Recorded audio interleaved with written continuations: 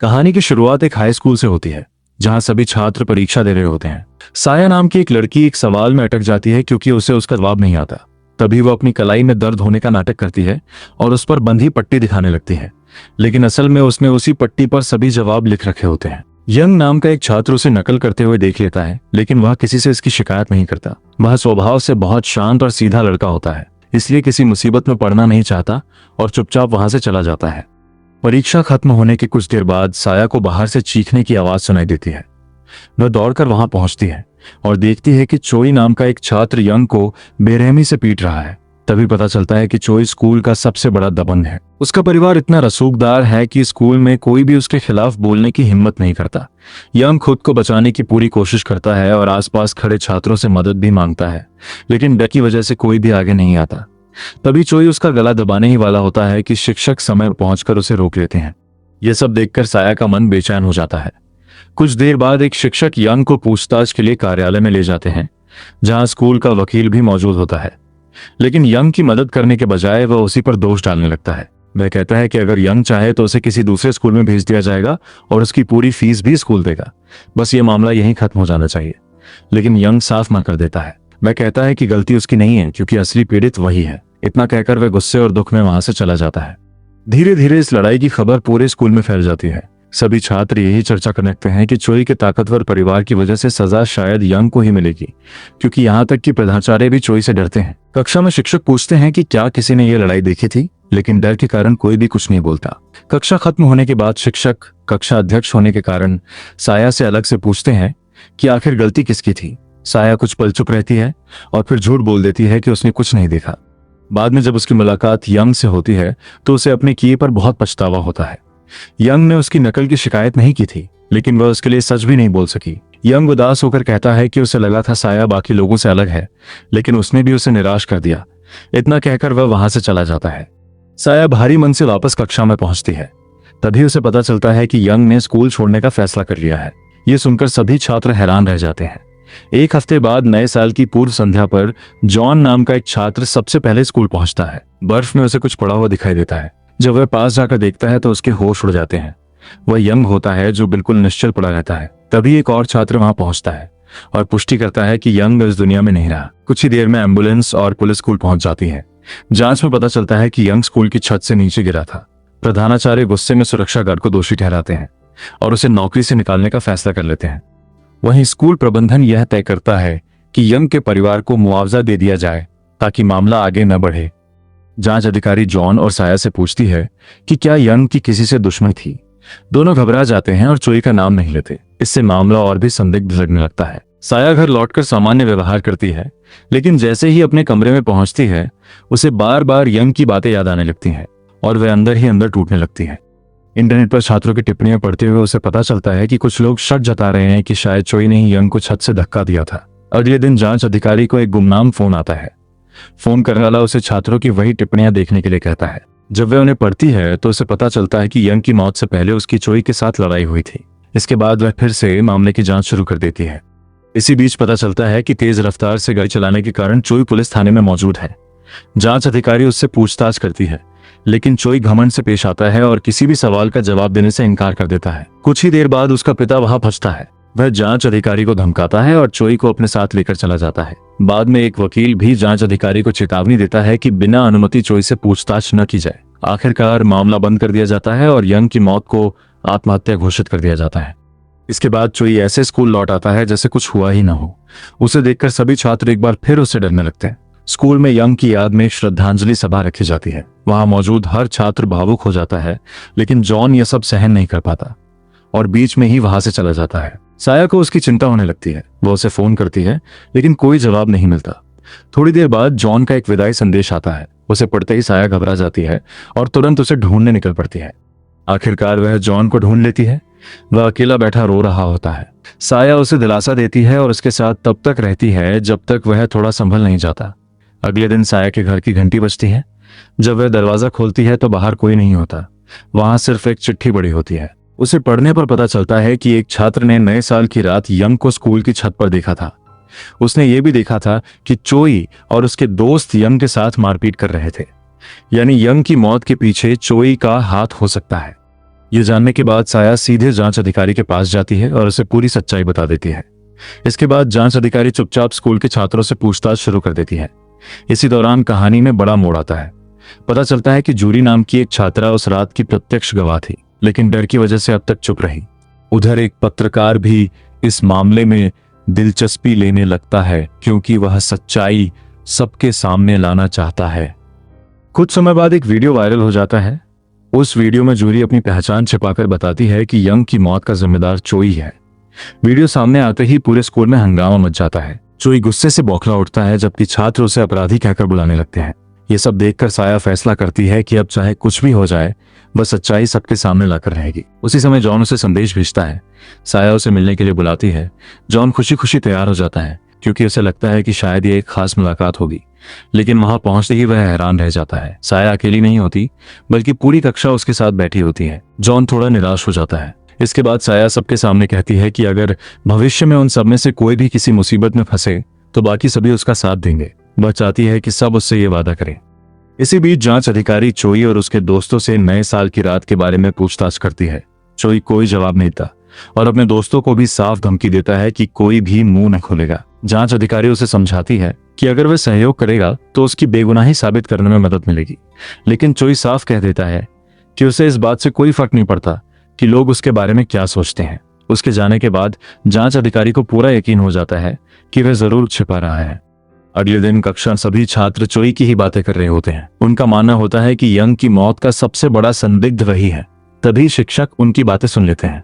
वह उन छात्रों के नाम लिख लेते हैं और उन्हें सजा देने की बात करते हैं। साया अपने साथियों का पक्ष लेती है, लेकिन उसकी बेबाकी देखकर शिक्षक नाराज हो जाते हैं और उसका हाथ पकड़कर उसे कार्यालय ले जाने की कोशिश करते हैं। तभी दूसरे छात्र यह सब अपने फोन में रिकॉर्ड करने लगते हैं। साया इसी मौके का फायदा उठाकर कहती है कि अब सच्चाई उन्हें खुद ही पता लगानी होगी।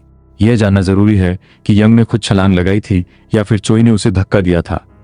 यह सुनकर शिक्षक और भी ज्यादा गुस्सा हो जाते हैं। तभी जॉन आगे आता है और साया का बचाव करता है। बाद में वह साया को स्कूल के चिकित्सा कक्ष में ले जाता है। साया उसका धन्यवाद करती है और उससे कहती है कि इस बारे में किसी को कुछ न बताए। लेकिन उसी दिन साया की मां कार्यालय में वह वीडियो देख लेती हैं और घर लौटते ही उससे नाराज हो जाती हैं। रात में वह साया को जगाकर डांटती हैं और कहती हैं कि उसे यंग के मामले से दूर रहना चाहिए, लेकिन साया मना कर देती है। वह कहती है कि उसने अपनी आंखों से पूरी लड़ाई देखी थी, फिर भी डर की वजह से चुप रही।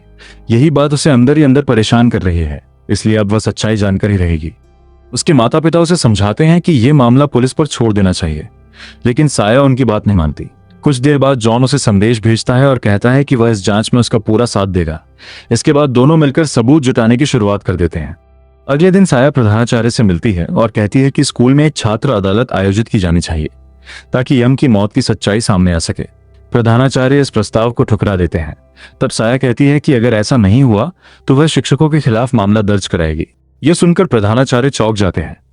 फिर वे कहते हैं कि अगर साया बाकी छात्रों का समर्थन जुटा लेती है तो वह इस छात्र अदालत की अनुमति दे दे। साया तुरंत कक्षा में जाकर सबको इसके बारे में बताती है, लेकिन कोई भी उसका साथ नहीं देता। सभी की पढ़ाई पूरी होने वाली होती है और कोई भी आखिरी समय में किसी मुसीबत में पड़ना नहीं चाहता। साया को निराशा जरूर होती है, लेकिन वह हार नहीं मानती। उन्हें सिर्फ 3 दिनों के भीतर 500 छात्रों के हस्ताक्षर चाहिए होते हैं, इसलिए सभी लोग मिलकर इस अभियान में जुट जाते हैं। कोई छात्रों को आकर्षित करने के लिए कॉन्सर्ट के टिकट देने की बात करता है, कोई नाश्ता और जूस लेकर आता है, जबकि साया खुद एक तख्ती लेकर खड़ी हो जाती है और सभी छात्रों को उनका साथ देने के लिए प्रेरित करने लगती है। लेकिन कई छात्र साया का मजाक उड़ाने लगते हैं और उसके हस्ताक्षर वाले कागज जमीन पर फेंक देते हैं। ये देखकर साया का दिल टूट जाता है। उसे लगने लगता है कि शायद वह इस कोशिश में सफल नहीं हो पाएगी। उसी रात जॉन एक गेमिंग आर्केड में जाता है, जहां कुछ छात्र उसे खेल में चुनौती देते हैं। जॉन एक एक करके सभी खेल जीत जाता है और सभी को प्रभावित कर देता है।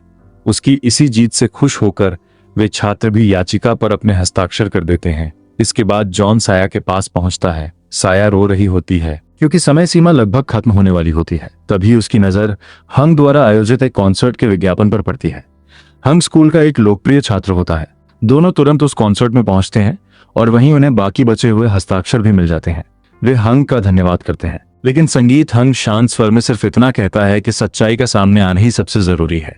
अगले दिन वे सभी प्रधानाचार्य के पास पहुंचते हैं। सिर्फ 3 दिनों में इतने सारे हस्ताक्षर देखकर प्रधानाचार्य हैरान रह जाते हैं। अब उनके पास छात्र अदालत की अनुमति देने के अलावा कोई दूसरा विकल्प नहीं बचता। साया और उसके दोस्त खुद ही सभा कक्ष की सफाई करते हैं और मुकदमे की तैयारी शुरू कर देते हैं। सभी मिलकर अपनी अपनी जिम्मेदारियां बांट लेते हैं। वोंगत चोई वादा करता है कि वह किसी भी तरह चोई को अदालत तक लेकर आएगा। वहीं साया तय करती है कि वह जूरी को गवाही देने के लिए मनाने की पूरी कोशिश करेगी। न्यायाधीश के रूप में वे स्कूल के सबसे होनहार छात्र को चुनते हैं। साया जरी से मिलने जाती है, लेकिन जूरी गवाही देने से साफ इनकार कर देती है। वह डरते हुए कहती है कि उसने कुछ भी नहीं देखा। ये सुनकर साया की एक दोस्त गुस्सा हो जाती है, लेकिन साया उसे शांत कर देती है। जरी अकेले में फूट फूट कर रोती है, क्योंकि वह चोई से बेहद डरी हुई होती है। कुछ समय बाद साया को पता चलता है कि जरी की मां ने एक वीडियो जारी किया है जिसमें वह सारे आरोपों से इनकार करती हैं। इससे साफ हो जाता है कि जरी अदालत में गवाही नहीं देगी। उसी समय एक पत्रकार उनके पास आता है और कहता है कि वह इस मामले में उनकी मदद करेगा। वह उन्हें एक शिक्षक का वीडियो दिखाता है जिसे अपने किए पर पछतावा है और जो छात्र अदालत में गवाही देने के लिए तैयार हो चुका है। ये देखकर सभी के अंदर फिर से थोड़ी उम्मीद और हिम्मत जाग जाती है। बाद में सभी लोग साथ में रात का खाना खाने जाते हैं, लेकिन हंग उनके साथ नहीं जाता। वह सीधे उस क्लब में पहुंचता है जहां चोई और उसके दोस्त मौजूद होते हैं। हंग चोई से कहता है कि उसे छात्र अदालत में आना चाहिए। वह यह भी कहता है कि वह उसका वकील बनेगा और उसका पक्ष रखेगा। चोई उसकी बात का मजाक उड़ाता है और आने से मना कर देता है। लेकिन जब हंग कहता है कि उसे लगता है शायद चोई निर्दोष हो सकता है और अगर ऐसा है तो उसे अदालत में आकर खुद ये साबित करना चाहिए, तब चोई कुछ पल के लिए चुप हो जाता है। फिर भी वह गुस्से में हंग को थप्पड़ मार देता है, उसे धमकी देता है और वहां से चला जाता है। जब चोई अपने घर पहुंचता है तो देखता है कि उसका पिता बेहद गुस्से में है। घर की दीवारों पर किसी ने लिख दिया होता है कि उसका बेटा एक हत्यारा है। ये देखकर चोई परेशान हो जाता है। वह घर छोड़कर फिर से उसी क्लब की तरफ चला जाता है। इस दौरान उसकी माँ उसे लगातार फोन करती रहती है, लेकिन वह एक भी कॉल नहीं उठाता। उधर एक रहस्यमय व्यक्ति चोई के घर में घुसता है और वहां आग लगा देता है। कुछ ही समय में पूरा घर आग की लपटों से घिर जाता है। जब चोई को इस हादसे की खबर मिलती है तो वह तुरंत घर की ओर भागता है। वहां पहुंचकर वह देखता है कि दमकल की गाड़ियां आग बुझाने की कोशिश कर रही हैं। बाहर उसकी दादी उसे बताती हैं कि उसकी माएं अभी भी घर के अंदर फंसी हुई हैं। ये सुनते ही चोई पूरी तरह टूट जाता है। वह अपनी माएं को बचाने के लिए आग के बीच अंदर भागने की कोशिश करता है, क्योंकि उसकी मां ही अकेली ऐसी इंसान थी जिन्होंने हमेशा उसके साथ प्यार से व्यवहार किया था। लेकिन दमकल कर्मी उसे रोक लेते हैं। उसी समय घर के अंदर एक जोरदार विस्फोट हो जाता है। जब साया को इस पूरी घटना के बारे में पता चलता है तो वह घबरा जाती है। उसे लगता है कि शायद ये सब उस वायरल वीडियो की वजह से हुआ है। फिर उसे डर सताने लगता है कि कहीं चोई अब जूरी से बदला लेने ना पहुंच जाए। यही सोचकर वह तुरंत जरी के घर की ओर दौड़ पड़ती है। वहां पहुंचते ही वह देखती है कि चोई दरवाजे पर जोर जोर से चोट कर रहा है और लगातार चिल्लाकर जूरी को बाहर आने के लिए कह रहा है ताकि वह उससे बदला ले सके। इस पूरे घटनाक्रम के दौरान चोई की दादी की भी जान चली जाती है। संगीत साया उसके सामने आकर उसे शांत करने की कोशिश करती है। वह समझाती है कि जरी का इस हादसे से कोई लेना देना नहीं है, लेकिन चोई गुस्से और दुख में इतना डूब चुका होता है कि वह साया पर हाथ उठाने ही वाला होता है। तभी जॉन वहां पहुंच जाता है। वह चोई को पीछे खींचता है और उससे भिड़ जाता है। इसी दौरान जरी की माएं बाहर आती हैं। वह उन पर पानी फेंकते हुए रोने लगती हैं और चिल्लाकर कहती हैं कि उनकी बेटी को अकेला छोड़ दिया जाए, क्योंकि वह पहले ही बहुत कुछ झेल चुकी है। ये देखकर बाकी छात्र नाराज हो जाते हैं कि उन्होंने साया के साथ ऐसा व्यवहार किया, लेकिन साया उन्हें शांत करते हुए कहती है कि जरी की मां सिर्फ अपनी बेटी की चिंता में परेशान है। ये सब जूरी खिड़की से खड़ी होकर देख रही होती है। वह सीधे उस क्लब में पहुंचता है जहां चोई और उसके दोस्त मौजूद होते हैं। हंग चोई से कहता है कि उसे छात्र अदालत में आना चाहिए। वह यह भी कहता है कि वह उसका वकील बनेगा और उसका पक्ष रखेगा। चोई उसकी बात का मजाक उड़ाता है और आने से मना कर देता है। लेकिन जब हंग कहता है कि उसे लगता है शायद चोई निर्दोष हो सकता है और अगर ऐसा है तो उसे अदालत में आकर खुद ये साबित करना चाहिए, तब चोई कुछ पल के लिए चुप हो जाता है। फिर भी वह गुस्से में हंग को थप्पड़ मार देता है, उसे धमकी देता है और वहां से चला जाता है। जब चोई अपने घर पहुंचता है तो देखता है कि उसका पिता बेहद गुस्से में है। घर की दीवारों पर किसी ने लिख दिया होता है कि उसका बेटा एक हत्यारा है। ये देखकर चोई परेशान हो जाता है। वह घर छोड़कर फिर से उसी क्लब की तरफ चला जाता है। इस दौरान उसकी माँ उसे लगातार फोन करती रहती है, लेकिन वह एक भी कॉल नहीं उठाता। उधर एक रहस्यमय व्यक्ति चोई के घर में घुसता है और वहां आग लगा देता है। कुछ ही समय में पूरा घर आग की लपटों से घिर जाता है। जब चोई को इस हादसे की खबर मिलती है तो वह तुरंत घर की ओर भागता है। वहां पहुंचकर वह देखता है कि दमकल की गाड़ियां आग बुझाने की कोशिश कर रही हैं। बाहर उसकी दादी उसे बताती हैं कि उसकी माएं अभी भी घर के अंदर फंसी हुई हैं। ये सुनते ही चोई पूरी तरह टूट जाता है। वह अपनी माएं को बचाने के लिए आग के बीच अंदर भागने की कोशिश करता है, क्योंकि उसकी मां ही अकेली ऐसी इंसान थी जिन्होंने हमेशा उसके साथ प्यार से व्यवहार किया था। लेकिन दमकल कर्मी उसे रोक लेते हैं। उसी समय घर के अंदर एक जोरदार विस्फोट हो जाता है। जब साया को इस पूरी घटना के बारे में पता चलता है तो वह घबरा जाती है। उसे लगता है कि शायद ये सब उस वायरल वीडियो की वजह से हुआ है। फिर उसे डर सताने लगता है कि कहीं चोई अब जूरी से बदला लेने ना पहुंच जाए। यही सोचकर वह तुरंत जरी के घर की ओर दौड़ पड़ती है। वहां पहुंचते ही वह देखती है कि चोई दरवाजे पर जोर जोर से चोट कर रहा है और लगातार चिल्लाकर जूरी को बाहर आने के लिए कह रहा है ताकि वह उससे बदला ले सके।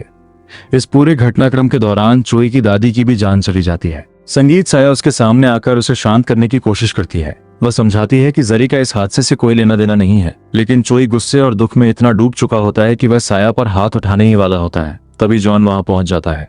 वह चोई को पीछे खींचता है और उससे भिड़ जाता है। इसी दौरान जरी की माएं बाहर आती हैं। वह उन पर पानी फेंकते हुए रोने लगती हैं और चिल्लाकर कहती हैं कि उनकी बेटी को अकेला छोड़ दिया जाए, क्योंकि वह पहले ही बहुत कुछ झेल चुकी है। ये देखकर बाकी छात्र नाराज हो जाते हैं कि उन्होंने साया के साथ ऐसा व्यवहार किया, लेकिन साया उन्हें शांत करते हुए कहती है कि जरी की मां सिर्फ अपनी बेटी की चिंता में विशान है। ये सब जूरी खिड़की से खड़ी होकर देख रही होती है। कुछ ही देर बाद जांच अधिकारी वहां पहुंचती है और स्थिति को संभालने के लिए चोई को अपने साथ ले जाती है। बाद में साया अकेले बैठकर इन सभी घटनाओं के बारे में सोचती है और उसकी आंखों से आंसू निकल आते हैं।